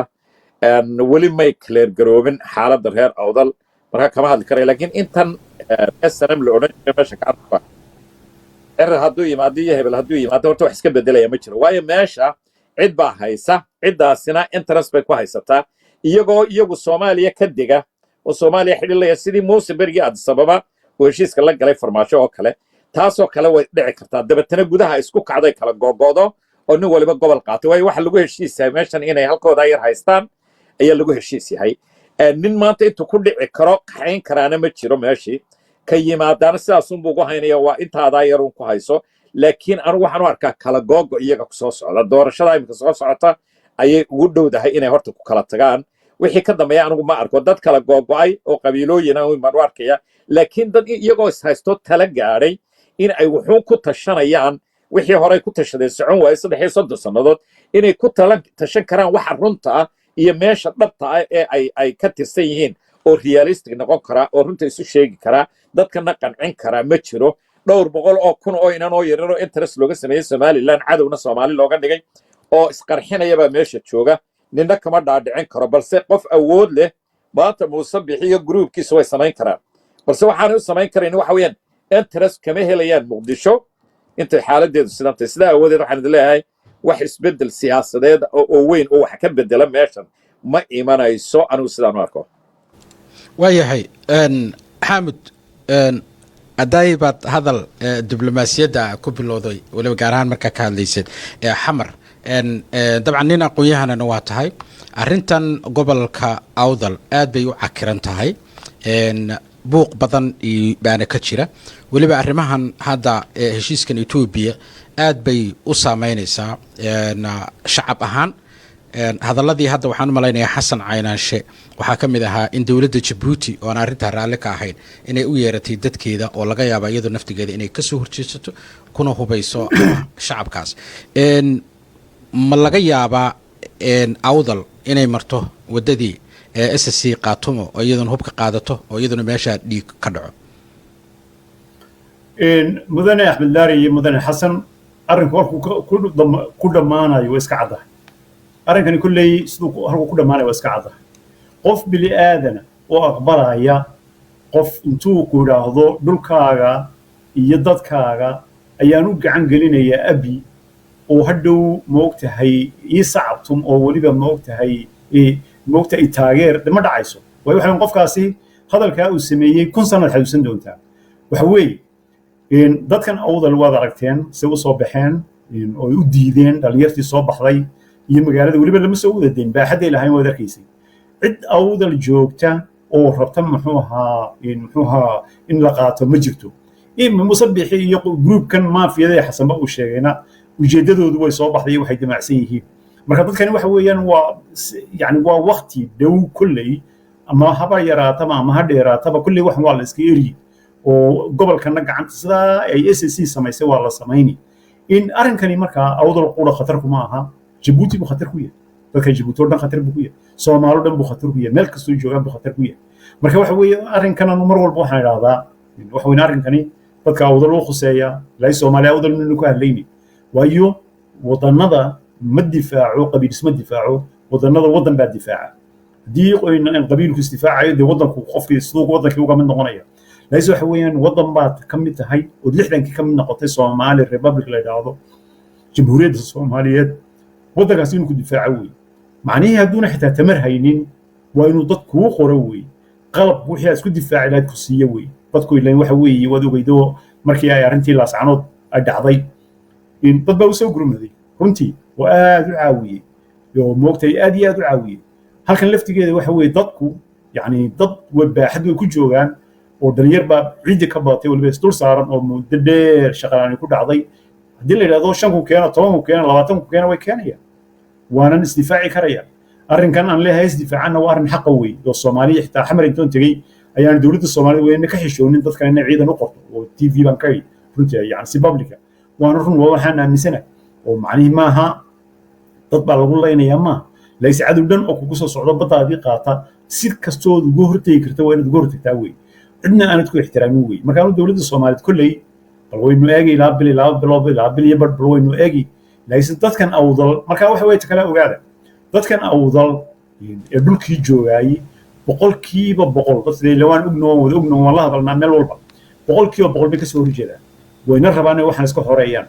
in shakhsiyada dibadda ka maqlaan kala hadlayo waxaas waxba kama dhigna waa in dibadda wadan laga xoreeyo gudaha wadanada laga xoreeyo oo moogtahay dadka dibadda way u hadli karaan wax kasta ay oran karaan intaas aanu soo hadlaynay awdal muddo dheer baan ka soo hadlaynay ilaa 19 waxaan ka soo horjeednay laysa meesha xurriyadu ka imanaysa waa gudihii weey dadkii gubadihii dawladda Soomaaliyeed ba awood siin karta ciidan u qori karta tababar u karta Soomaalida kalena waxa way garab gali karaan marka ciidankaasi ma ciidan meel ku duulaya oo de Soomaaliya ka leynaya laysa dhulka ay degan yihiin si aynan u soo gelin cadawgaasi ay ugu hortagayaan dhulkiina way qabanayaan calankii Soomaaliya meel walba marka waa laga taagay marka ummadda Soomaaliyeed meel kastoo joogaan dadka gudaha jooga oo dadkaasi waxa weeyaan haddii mar uun ay awood helaan dib dambe loogu soo dhici maayo meel kasta cid hoosgay karta meel kale marka ma jirayso marka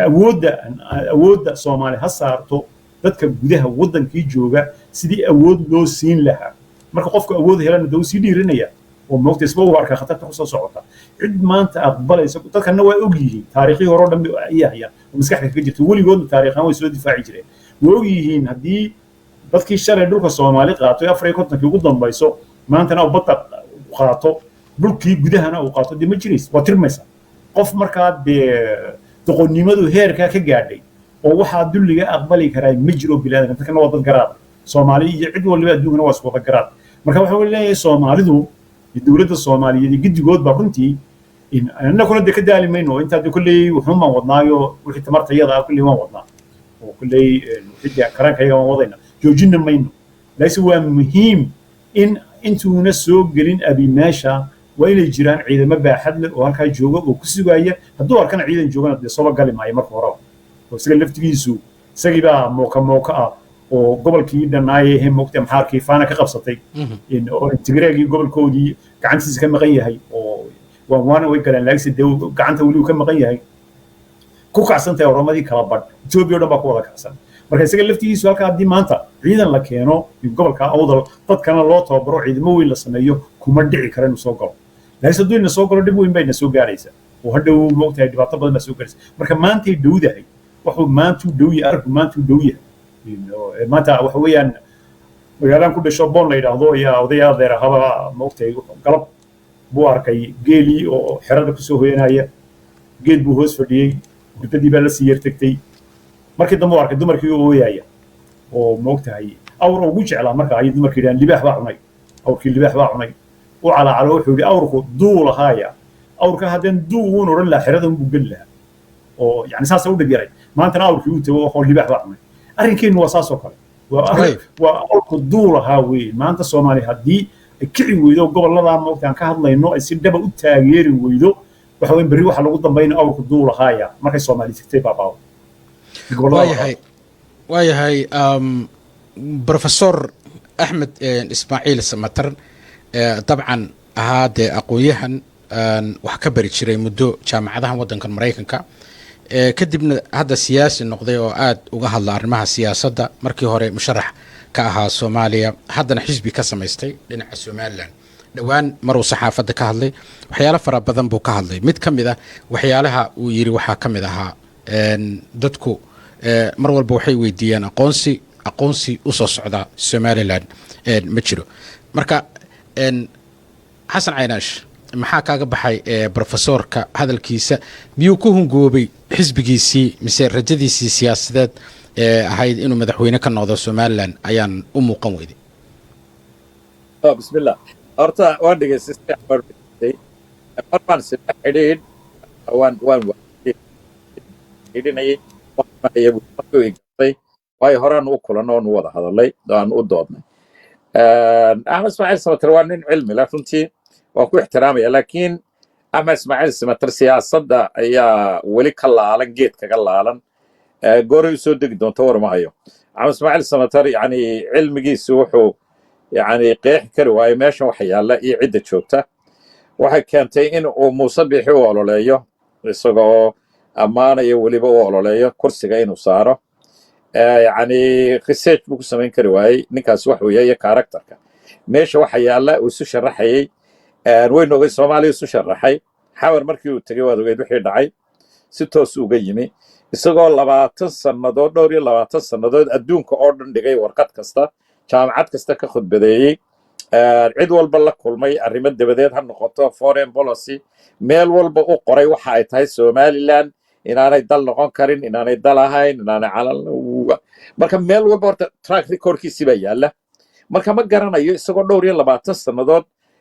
arrintaa ku soo jiray sida uu ugu hamooday in uu ictiraaf u doono weliba uu yidhina aniga igu doortay uu ictiraaf baan idin raadinay cilmigeedii baan leeyahay taasaan anugu garan karin maanta xaaladdu yidhina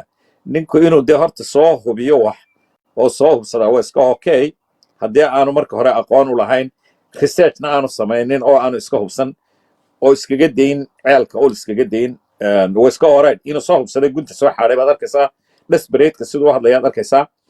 xaalad waagu ugu bariyay baad moodaa inuu iminka waagu ugu bariyay oo aanu experience horeba ka lahayn meesha ayaad moodaa aqoonna badan u lahayn laakiin waxaad moodaa qof hamigiisu doonaya inuu meesha xukumo oo uu tartamo oo weliba loogu rido because of inuu aqoonsi u raadiyo aqoontiisa halkaasuu hamigiisu ahaa laakiin waagaa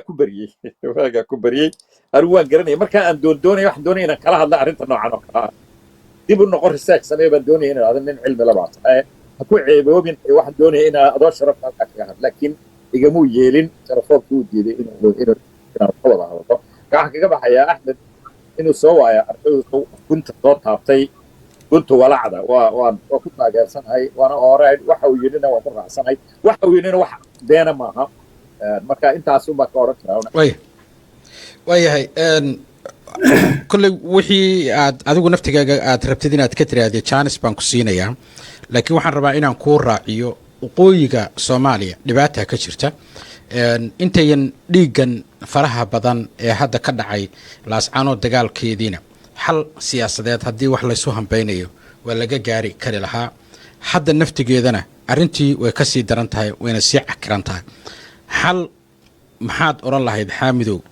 waan u hayaa waqooyiga soomaaliya dowladdii dhexe markay burburtay federaalkii gobollada koonfur qolo walba maamul goboleed gaaray samaystay waqooyi ma ka dhici karaa maamul goboleedyo gaara oo centraalka ama dowladda soomaaliya hoos tagta sideesu noqon karaa maamul goboleedyadaas laakiin wixii aad ku dari lahayd adigu naftigaaga professor axmed ismaaciil samater oo aad dabcan shaksi aad aqoon u leedahay xaamid horta kolley mudane axmed laari iyo mudane xasan mar labaad baad mahadsantihiin professor axmed kolley aan waan isnaqaanaa legs aqoon dee aad u dheer iskuma lihiin legs waan isnaqaanaa hadii gooraan anigu dadka ma yihiin shakhsiyaadka kolley meelaha qofku waa xor baan dhaha wuxuu doonay ha sameeyo laakiin mid baan odhanayaa isagoo hadalka uu ku hadlaayo waxa weeyaan wuxuu leeyahay uu dhaliilayaa laakiin wuxuu leeyahay anaa ictiraafka inii raadinaya marka taanila le waa ra'yigiisa waxa weeye soomaali baa wax ku bartay professornimada aad giddi aad tahay iyo aqoonta aad leedahay soomaali baa ku siisay iyada soomaali wax ku bartay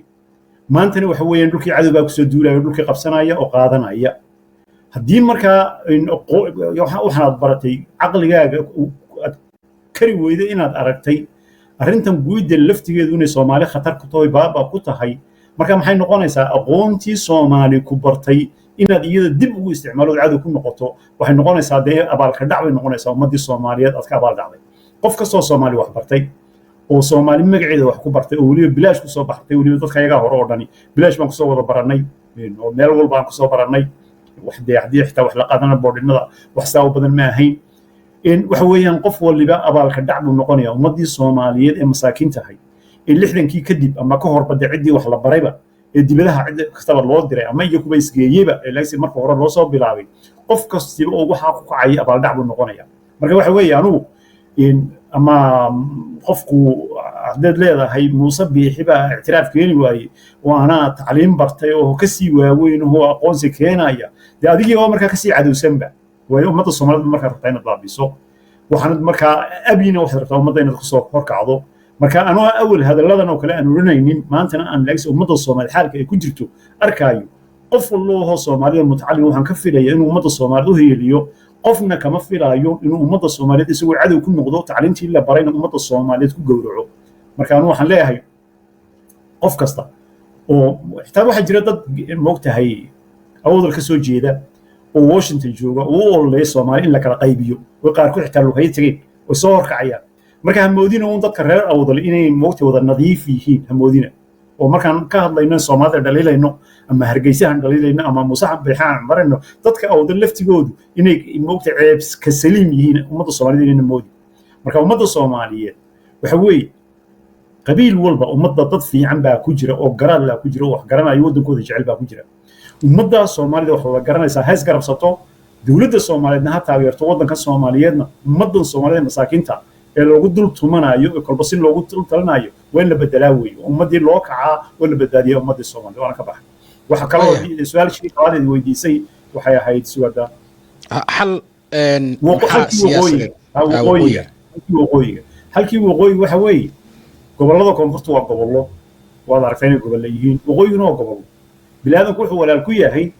marka uu qof waliba xor yahay ee uu isagu gobolkiisa maamulanayo ee cidina soo faragelinayn goydina ayna jirin Soomaalina isku tihiin marka muqdisho haddii la joogo markaas oo kale waa isgarabsan kartiin layse qof kule waan ku goynaya anana ku xukumaya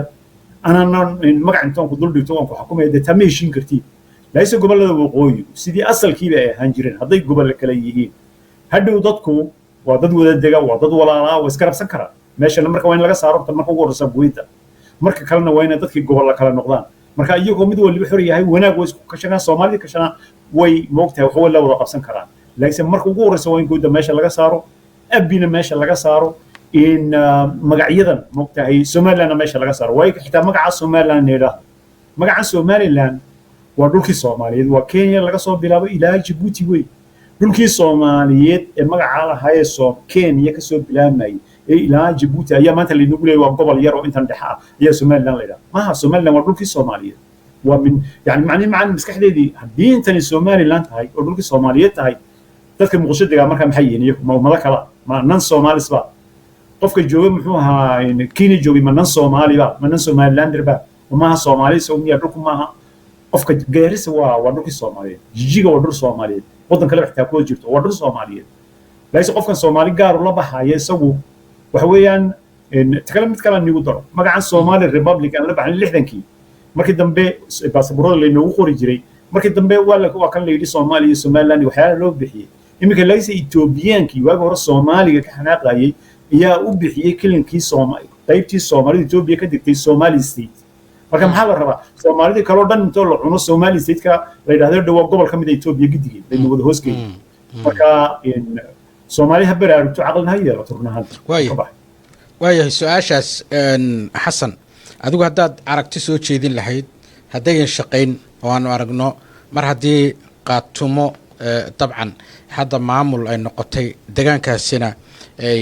maamulkaasi uu adkaysanaya inay dhulka ay maamulaan aragtidii ay ku socotay Somaliland iyo geedka iyo cadaanu gaaraynaa waxaad moodaa inay meesha ka baxday maxaa kaloo midayn kara aragti kale ma jirtaa oo maanta waaqici noqon karta ma waxaa la leeyahay beelaha qaarkood ha kala go'aan oo sidii intii Somaliland aaminsan sida ha u go'do fikir baa la iskugu iman karaa waxbaa la qaybsan karaa gobollo ah oo hoos wada taga dawladda xoo federaal oo Soomaali leedahay aragtidaada adigu maxaa u cuntami karaa dadka horta inta uu xabadiba muhiimadda kaliya ee socodiyo wada hadal iyo wada tashi iyo arrin la isula iman karo waxa Soomaaliya laga yeelayo waxay ku xidhantahay labada arrin marka ugu horeysa waa in magaca Somaliland meel la iska dhigo go'itaankana meel lagu tiiriyo arrintu ay u soo noqoteen arrin Soomaaliya laga wada hadlayo taas oo kaliya ay xalkeedu tahay talabaad qodobkii laba gobol iyo waxaas iyo waxa la oranayo uu jabay sharcigaasi qodobka 48 ba 49 ba filaya ayaa meesha yaala oo ah gobol kasta oo gobolka la heshiin waayay in dawladda federaalka Soomaaliya hoos yimaado qodobka labaadna waxa weeyaan waxa loo jabiyay Dhuusamareeb ayaa jabisay lix degmo taasa iyaduna jabisay labada qodobna wax xiraya oranaya laba gobol ee xas maamul goboleed noqon kara ma jiraan waa goboladii dib ugu soo noqonaysa halka markaad ka timaado iswada hadal dambe oo Somaliland laga wada hadlayo horta meesha ma yaalo is-aamin dambana ma yaalo 33 sanadood ayay dadkani bariyeen in meesha la wada yeesho marka dadkani samarkay ku joogeen maadaama Soomaaliya aan xal ahayn xal xagga ka wayn waxa islahayd bal meel uun maamul uun dadkan wada degan ay ku yeeshaan marka 3 times dadka soo sanaag cayn ay ka diideen khaatumo way u yimaadeen reer khaatumo hargeysa yimaadeen saddexdii goor bay ka diideen in constitution ka la furo wax la wada leeyahay la wada samaysto reer awdal wada dhowr iyo 20 qodob baan malaynay barigiina isku soo dareen 13 guddiye 13 ma garanayo bi madaxtooyada la yimid iyadoo uga soo saxay oo aad ogeyd intay u fadhiyeen qodobadii ay la yimaadeen waad ogeyd Silaayo baddu ka qabtay maalintii markuu soo noqday iska tagay waxba idin ma haynaa inay cigal sidoo kale dhamaantood sidaas oo kale ku dhahdeen daahir yaalo waa kii khiyaameeyay ninkaad ogeyd ee wuxuu kula soo heshiiyey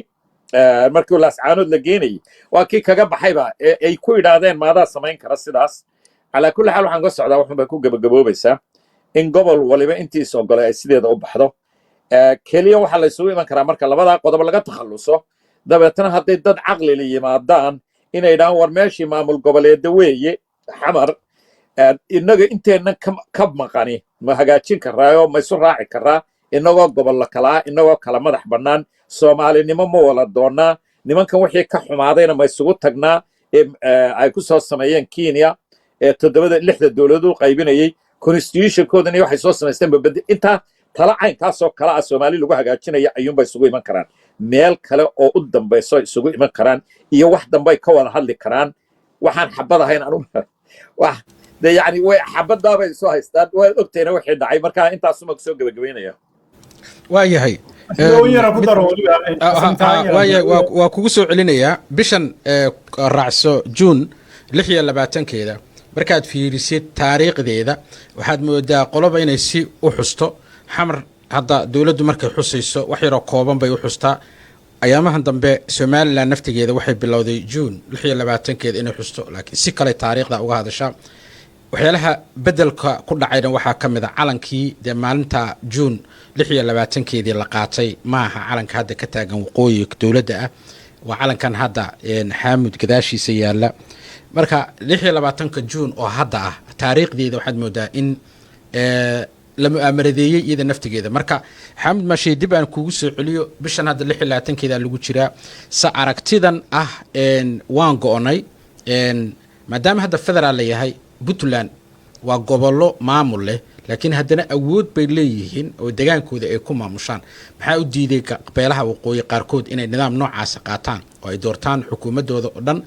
iyagoo marka haysta amnigoodana iyo dhaqaalahoodana gacanta ku haysta marka bal juun 26keeda bal sida ay kula tahay fikirkaaga in loo xuso iyo taariikhdeeda loo saxo iyo calanka saxda ah kee weeye xaamud iyo wixii aad ku dari lahayd hadalka uu yiri xasan horta bal kolley arrinta 26 juun kaaban infiska culayska ugu weyn saari waxa weeye 26 juun sanadkan way ka duwan tahay sanadadii hore oo dhan sanadkan rajadii soomaalinimadu aad iyo aad bay u soo noqotay oo waxaad arkaysaa gobollo dhan oo laga mamnuucay calanka soomaaliyeed oo lagu toogan jiray oo lagu leyn jiray inuu maanta suran yahay laascaanood buu suran yahay meel kastuu suran yahay ilaa iyo wuxuu suran yahay baddii casayd ee ilaa iyo laasqora ilaa baran ilaa kor buu suran yahay buu hoodlo muddo dheer surnaa isaga weligiiba isna weli uu suran yahay maanta horta kolley markaa dabaaldega 26 juun iyo astaanteedu way ka duwanaan tahay sanadadii hore oo dhan way maanta soomaalinimadii xoog la soo noqotay abi iyo muuse biixna waxay qarin karaan maaha in goboladii waqooyi qayb dhan oo ka mid yihi maanta ay Soomaali muxuu ahaa ay moogtay gacantooda ku jirto waabaan halkan midaano dawladii Soomaaliyeed ku jira magaalada Minneapolis waxaan haddii aanu dawladii Soomaaliya nahay waan ictiraafsanahay khaatumo awdal state waan ictiraafsanahay waxay 2012 January bay mudane Axmed Laari u joogay convention kan lagu qabtay ilaa 3,000 qof baa joogay waxaan ku waan ictiraafsanahay in waxaan rajaynayaa marka dawladda ku meel gaarka laga buuxay dawladda taami timaado in ilaa burca agteeda dawladda Soomaaliyeed timaado xagga kalena ilaa Gabiley timaado dadka Hargeysa burciya berberadagana waxaan Ilaahay ka baqaynaa oo Ilaahay ka baryaynaa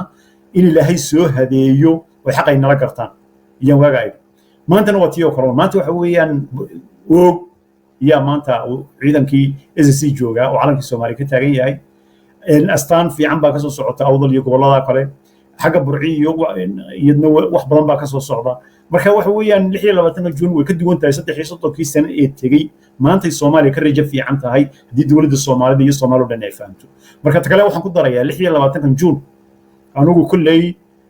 amaanta ugu weyn sanadkan waxa yeelanaya iyo moogtay Soomaaliya inay u bogaadisa oo Soomaaliya ay ku ixtiraamta dadka SSC khaatumo waayo waxa weeyaan sidii Soomaaliya waliba sheegtay Soomaaliya oo gud ka dhacaysaba iyo daba qabteen abina waxaan ka keenahay oo la xumbaynaya waxa weeyaan waa Soomaalida nimada soo noqonaysa marka waxa weeyaan hal la fahmo culayska ay leedahay 26 juun meel wallo Soomaali joogtana ha laga xuso dadka SSC khaatumana ha loo maad noqo waana ka baxay waayahay aad baad u mahadsan tahay labadiinaba aad iyo aad ayaan idinkaga mahad celinayaa inaad barnaamijkan aad nagala soo qayb qaadataan maanta barnaamijkan oo hadda live ka ah dhinaca channelka Somali Direct TV oo ah TV laga daawado dhinaca baraha bulshada sidoo kalena barnaamijkan laga dhageysan doono idaacadda St Cloud ee Minnesota FM ka aad baan idinkaga mahad celinayaa labadiina haddii aydan wax eray ku darayn waxaan rabaa inaan aad barnaamijkayga halkaa kuu gabagabeeyo aad iyo aadna waxaan ku daray mudane laari kolley mudane xasan caynaanshe aad iyo aad baan usoo bogaadinaya waan usoo salaamaya anoo gruubada dadka moogta hargeysiya burci iyo berbere degan intaas dheeridaas dhan ka quustay baan waa shirkii carta tegey shirkii baan ku arkay oday la odhan jiray markaa nin weyn ahaa oo xirsi calan side yani waa reer burco ahaa waa qofkii soomaali ugu soomaalisan weligii abid intaan noola arka wey adduunka intaan noolaa marka mudane xasan caynaanshe soomaalinimadiisa aad iyo aad baan ugu soo hambalinayaa waanan xaqiibu ku taagan yahay waxa weye ilaahay soomaalina xaqa hawada garansiiyey mudane axmed laarni aad baad umahadsanta haddaan midh yaruun 16 joon horta qiimaha ay lahayd waa la qiimo tiray markaad oktoobartii ka timaado hore ayaa loo qiimo tiray waxaana qiimo tiray inamadii borotalyaaniga ahaa halkaa qabsaday iyo qoladii halkan joogtay SYL baa horta qiimo tiray maadaama ay yidhaahdeen kowda juulay berber eryeen waxay yidhaahdeen calanka waxaa la wada taagtay calanka waxaad le Somali Republic waa maalinta xorriyaddu waa 16 juun bay yidhaahdeen maxay daba dhigeen kowda juulay waa maalintii koonfur iyo Israaci marka horta marka ugu horreysa ayaa qiimo tirku wuxuu ka yimi dowladdii because qoladii talyaanigu UN-tu ay dee talyaani ma gumaysanaynin ayay dadkii waxay uga dhigeen inay iyagu xoreeyeen iyadoo ingiriisba xorriyadda looga qaado UN-tu uga qaaday bay dadka waxay uga dhigeen inamadii borotalyaaniga meesha qabsaday inay iyagu xoreeyeen oo maalintan ay xoreeyeen oo ay xornimada talyaani siiyey ayaa dadkii looga dhigay in that case inay maalin iyaguna yeeshaan maadaama la yidhi calankii halkan SYL ay joogtay aadan cadde iyo guddoomiyihii SYL ay joogeen beerta xorriyadda way ka soo qayb galeenba oo ay damaashaad bay ahayd laakiin waxaa laga dhigay maalintii waxa laga dhigay Somali Republic dhalashadeedii haddana maxay berber eriyeen Israacina goormo ahaa 7 abriil ka horreysa baa Israac go'aan ku dhacay maaha halka ay dhibaatadu ka taagantay waxa weeye inamadan uu qaasin ka gabyayey ninkii la odhan jiray bahalkii ka haray qolooyinkii ayaa waxay samaystay qoladaasi annagana maalin waa inaanu yeelanno sidaasaa horta dhibaatada ku taagan tahay oo sharaftii iyo qiimayntii iyo qadarintii xornimadu ay lahayd ay uga qaadeen oo iyadoo abril la israacay 1960 ay idhaahdeen maanta aynu ka dhiganno israaciddii marka halkay arrintu ka tahay annaguna aanu kowda juulay yeelanno halkii kowda juulay la wada yeelan lahaa marka arrinkaa laftigeeda ayay u baahan tahay annagu dowladdii farmaajo waan ula tagaan isnay laakiin way noo suurtageli weyday waxa 16 baan ka gaarsiiyey joon intaanu hadlin way noo suurtageli weyday because wuxuu historygan ma hayo sidaa awoodeed dowladdii markaan u tagnay waxay war anagu historygan aad haysa xasanow ma hayno laakiin wixii ka dambeeya ayaynu aqoonyahanno u saaraynaa arrintaana waan kula qaadanay waa bedeli doonaa intaasuma doonaynaa ugu soo noqdo ku soo celiyay waayahay xamud adigu naftigaaga fakarkaaga ku dar cabashooyinka sideedaba soomaalida siyaasadda markaad dib u eegtid oo dhan waxay la xiriirtaa isxurmaynta ama waxqaybsiga ama taariikhda naftigeeda oo qaarkood aad loo xaqiro maxaa kalifay juun 26keeda in sida loo xuso ay ka hooseyso juulaay kowdeeda maadaama iyagu naftigooda dadka waqooyigu halgan dheer ay ugu jireen xornimadooda in badan aad loogama sheekeeyo maxaa sababay arrintaa naftigeeda xamid horta baryihii mudane axmed laari baryihii hore dee dhulka joognay ama iskuulladaan dhiganaynay 26 juun aad baa loo xusi jiray oo soomaalida meel walba waa laga xusi jiray oo dariiqyada dadku ku ciyaari jireen oo aad baa loo xusi jiray kooda julayna aad baa loo xusi jiray waa baryihii dowladihii shicibkii markaan yarayn weeye iskuulladaan dhiganaynay aad baa loo xusi jiray laakiinse baryihii dambe haddana waxaa soo baxay dee 21 oktoobar oo markaa dee dowladihii kacaankii ama askartii ay moogta iyaguna sameeyeen ayaa soo baxday oo de ka xoog weynaatay oo markaa waqtigii iyagu ay joogeen laakiinse baryihii aynu joognay aynan garanayno anuma garanayo in hoos loo dhigi jiray laakiinse waxa weye si isku mid ah dadku u xusi jireen oo dadka oo dhani yacni waxa weeyaan lamaba kale lahayn si fiican baa loo xusi jiray oo aad iyo aad loo xusi jiray labadaba oo maqaam sare labadaba lagu xusi jiray laakiinse sidaa uu sheegayo muxuu ahaa mudane xasan caynaanshe abril 6deedii bay ahayd markii ugu horreysay ee la yidhi aan israacno oo moogtahay 33kii mudane markaa hargeysa joogay ay ku heshiiyeen in muxuu la israaco abril 16keediina baarlamankii muqdisho iyaguna markaa ku raacay oo yidhi hal israaco saasaa markii dambe dee loogu diray dadka London loogu diray oo si ay moogtahay ay halkaa dee uga soo hadlaan arrimihii sharcigii iyo wixii oo dhan iyo sidii xorriyadda loo qaadanayay saasay marka dambe dee 26 juunna ku timiday ilaaise runtii abril 6deedii bay ahayd marka runtii لقوان صدي إن يعني سومالي سكو درسنتو وأنا كبح waayahay aad iyo aad ayaan idinkaga mahad celinayaa mar kale labadiinaba barnaamijkan quruxda badan inaad nagala qayb qaadataan. barnaamijkan wuxuu hadda live ka yahay Somali Direct TV dhinaca Facebooka, sidoo kale waxaa ka daawan doontaan page-kayga YouTube-ka iyo Twitter-kaba. inta aan barnaamijka ku xiga aan ku kulmayno dhammaantiin waxaan idinkaga tegaynaa sida iyo nabadgelyo. aad iyo aad ayaad u mahadsantihiin mudane xasan caynaanshe iyo mudane xaamud maashe.